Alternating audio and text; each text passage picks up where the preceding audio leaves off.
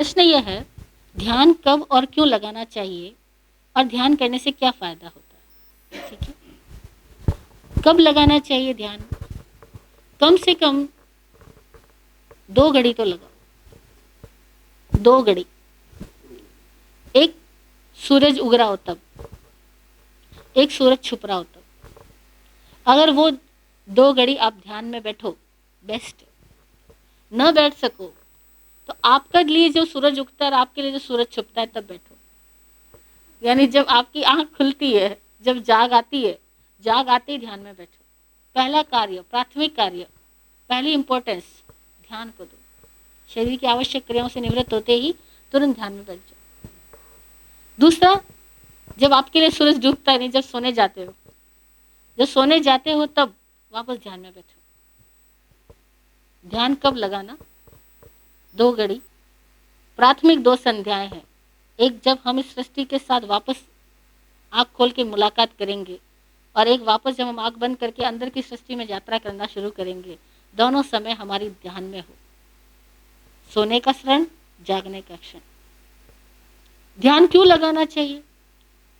खुद से मुलाकात करने के लिए, खुद में आने के लिए, खुद को जानने के लिए, खुद को जीने के लिए। क्योंकि बाहर हम जो दुनिया में रोल प्ले कर रहे होते हैं, तब हम सब किसी और से कनेक्ट होते हैं, और हम जिससे कनेक्ट होते हैं हम उसके अनुरूप अपने रोल प्ले करने के लिए बाध्य भी होते हैं। बच्चा सामने आएगा तो आपको माँ बनना पड़ेगा, आपको माँ का रोल प्ले करना पड़ेगा। पत्नी सामने आएगी, आपको पति का रोल प्ले करना पड़ेगा। पर वो 2 टाइम ऐसे निकालो जब आप बाहर किसी और के लिए कोई रोल प्ले नहीं कर रहे हो। यानी रंगमंच से नीचे उतर जाओ, रंगमंच पे खड़े मत रहो, थिएटर में खड़े मत रहो, प्लेटफॉर्म पे मत रहो, उससे नीचे आ जाओ।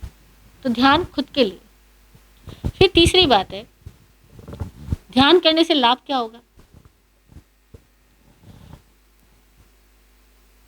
ये ऐसा क्वेश्चन है कि लाभ की कोई डेफिनेशन नहीं है। अब आप, कोई समझता है पैसा कमाना लाभ है, कोई सोचता है रिश्ता बढ़ाना लाभ है, कोई सोचता है नाम कमाना लाभ है, कोई सोचता है काम पटाना लाभ है। अब लाभ की तो कोई डेफिनेशन नहीं।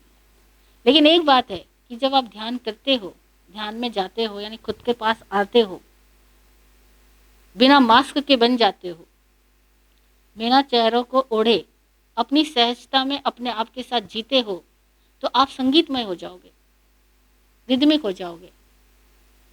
अपने आप से मुलाकात और ब्रह्मांड के साथ एकात्म हो जाना, इससे बड़ा और क्या अनुभव होगा? तो अनुभूति के तल पर आप अपने वास्तविक स्वरूप से साक्षात्कार कर पाओगे, जो कि विराट है, जो कि सीमाहीन है,